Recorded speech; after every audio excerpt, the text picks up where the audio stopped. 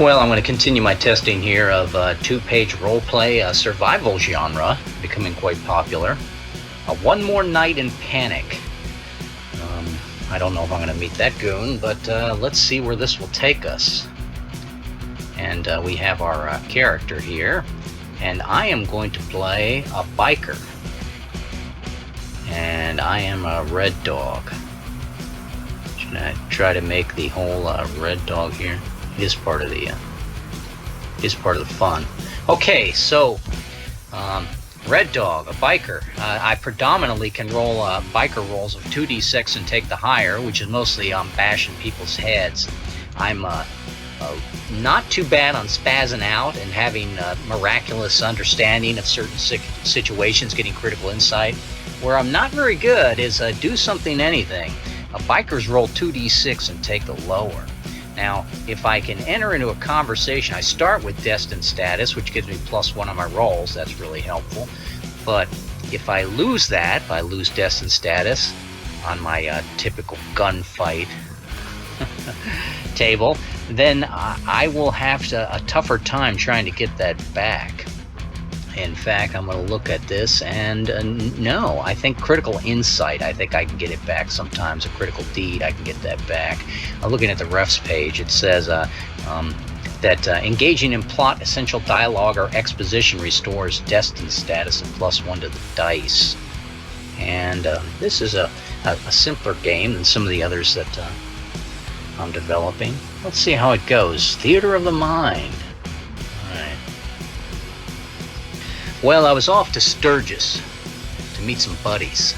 I couldn't ride there. Work was too busy, and no one gets enough vacation days anymore. I was in some puddle jumper flying way too low. Just me and another rich asshole. I say another because technically I was self-employed and well off. I won't tell you how I make my money usually. The richer asshole was just sitting next to me. He had brought out his laptop and was banging his sausage fingers up and down on the keys, cursing the whole time at the video game he was playing. You know, some people just need to chill.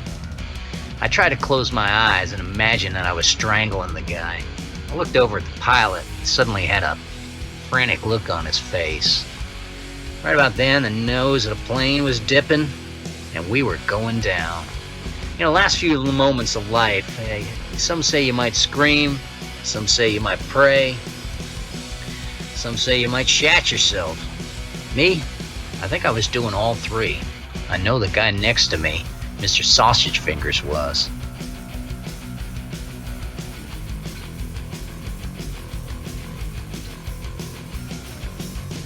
Not sure how I survived any of this. All I know is that I walked out of the plane, a bit soiled maybe, a bit confused, but not a scratch on me. Maybe it's like that damn M. Shalaman movie or something, I don't know.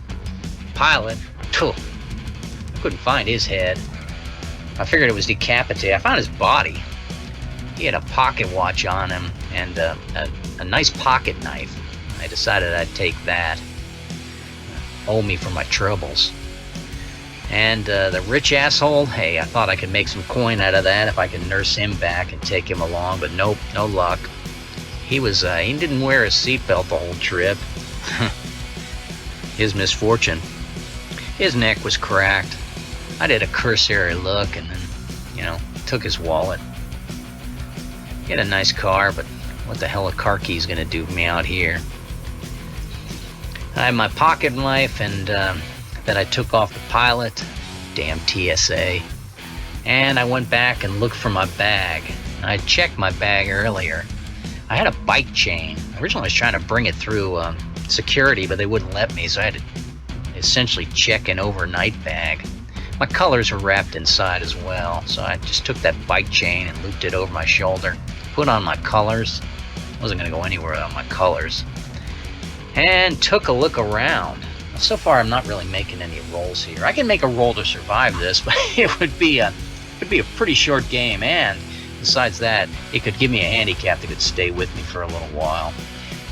I could flare the table and look at this and say, well, a gunfight, that's sort of like brawling. And maybe I could roll 2 die on that gunfight table and, survive the fall without any sort of injury. Let's take a look. I'll roll 2 dice here. And it's a 6. Gun down any fiend, even nuclear-born. Well, I hope I don't mean anything nuclear-born, but, if that'd be the closest thing I would say would be a saving throw in this game. I grabbed up a few things, some spare clothing from someone's bag, probably the pilot's.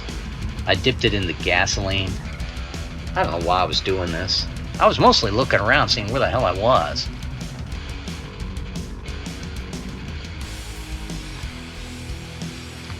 It was nowhere. We just cleared the small group of pines. They almost looked like it was an abandoned Christmas tree lot. Oh boy. I knew I was somewhere between LA and the Dakotas. I was thinking, by the amount of time that I had to sit there and listen to that guy next to me, I was probably somewhere in Wyoming, but don't hold me to that. Oh, I wish I had my bike right now. Well, I could stay with the plane, that'd be the smart thing to do, but I decided I'd at least try to get to a higher ground and look around and see where I was. As I walked a little bit, I started to get, into the brambles. I was forgetting my Boy Scout rules that I should have spotted a tree and then walked directly toward it. When I got there, I should have spotted another tree. Didn't have a compass. Wasn't about to try to make one. This was all starting to get ridiculous. I was fine to some degree. Starting to get a little hungry. Wish I had some alcohol. Didn't have either. And the trees were getting thicker and thicker. I looked up at the sun, said, well, I don't know if I'm gonna find any place or not. So I started to try to walk back to the crash site. I should have lit that plane on fire so I had a beacon, but I forgot to do so. And that could have been dumb and dangerous. Well, that's my middle name, Dumb and Dangerous. Actually, that's 3 middle names, isn't it?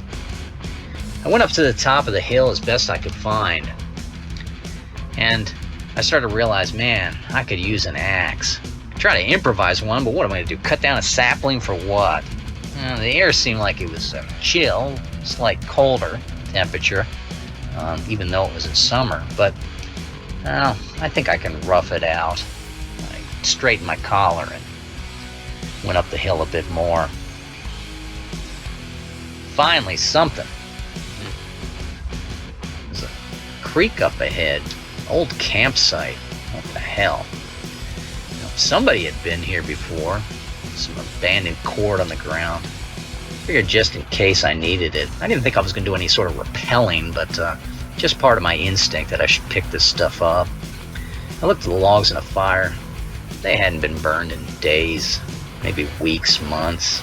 It looked like it was a nice setup, though. Somebody took some time with it. There must be something around here that would justify it. Well, I scouted as best I could. Went down to the creek and splashed some water on myself, but I couldn't see anything that was worth getting to. Not with the sun going down. Just had walked too far. What I really needed was just a campfire and some comfort for the evening. I remember that I took that rich asshole's laptop. And, I figured I should at least, there might be something on it that I can use after he's dead. Sell it to a buddy of mine, some crypto guy. Maybe could find his Bitcoin if he had any. I pulled it out and took out the battery. I placed the laptop aside. With the battery, I used some of the metal off of the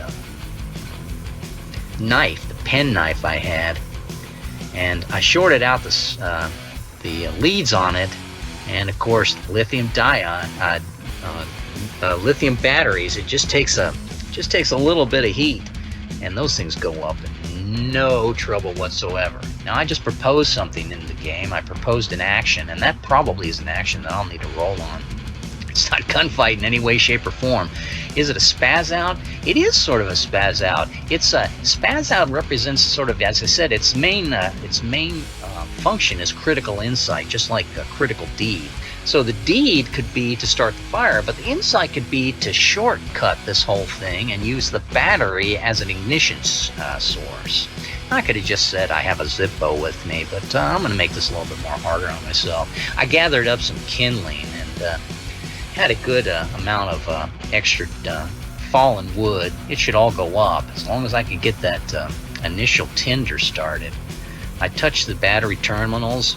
Seemed to be working fine. The smell off the battery, oh, what a mess that thing was. But just like taking a battery and put some steel wool across the terminals, I had some flame.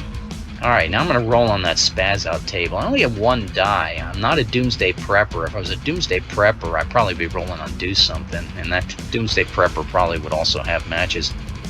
I'm going to roll 2d6, and I won't roll 2d6 and take the lowers. All others roll one die. And I'm still have destined status, so I'm +1 here. So let me roll on this spaz out table.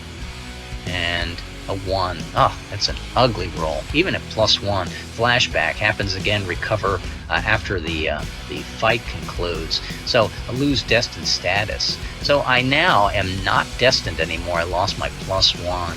Now, I can roll again on the spaz out table, and I'm going to have to. It's going to get cold, and I want to start that fire. But since I've lost the +1, there's some other ugly things that could happen here. Let's see what happens if I... Well, I decided that I had a decent fire, but then I wandered around looking if there was anything else in the area. By the time I got back, it was out. Oh, what a jerk! I should have just stayed with a plane. Hey, you know, regret is for assholes. Let me try that space out roll again. I just had to do the whole damn thing again. Find some tinder. You know, I had some stuff that I had brought from that pack. My bag and the rich guy's wallet. I crumpled up the smallest bills he had. Oh God, it hurt me. But if I could just get a spark again, I could get something started. Let me roll a d6. Back to back 1. Flashback happens again. You die. Recover after the fight concludes.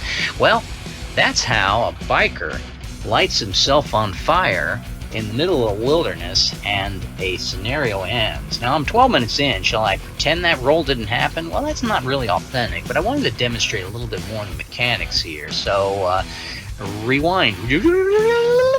So I didn't leave the fire in the first place. I decided that the fire itself, hey, what sort of self-respecting biker doesn't have some matches? It did hurt me though that I had to use most of the cash in that rich F's wallet in order to get it started.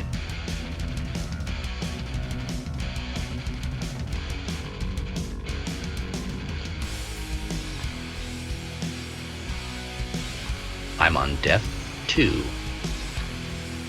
Good old video games, good old RPGs.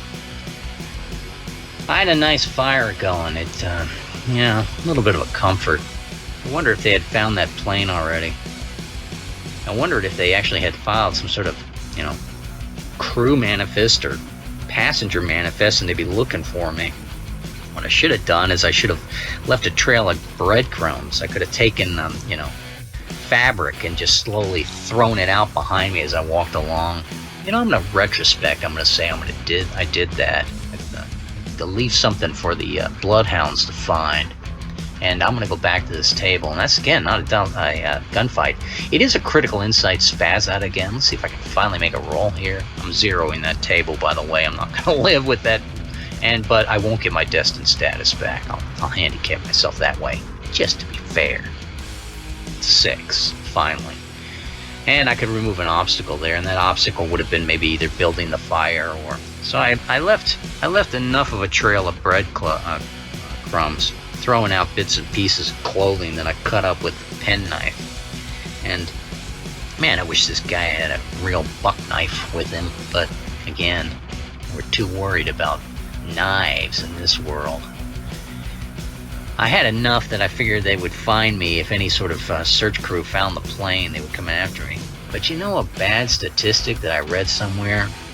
Majority of light planes that crash, They never find them. Huh.